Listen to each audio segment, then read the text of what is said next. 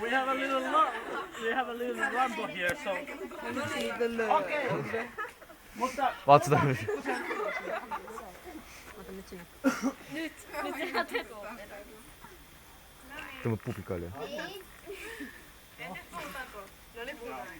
eli muistilista, mitä kannattaa ottaa huomenna mukaan Pärnön reissulle. Lisätkää, jos tuntuu joku asia, semmoinen uimapuku.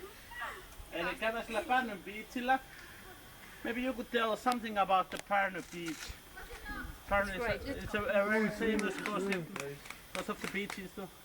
You will see it tomorrow. Nice girls. You have to go there swimming. Okei.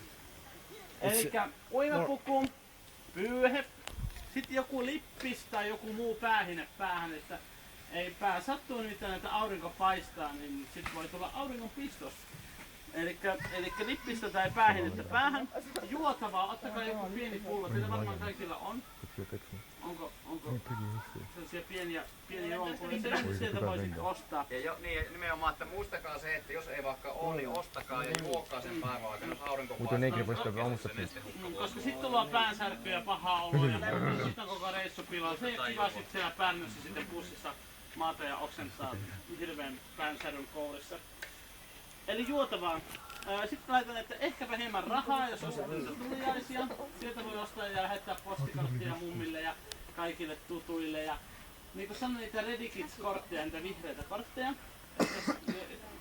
Mitä?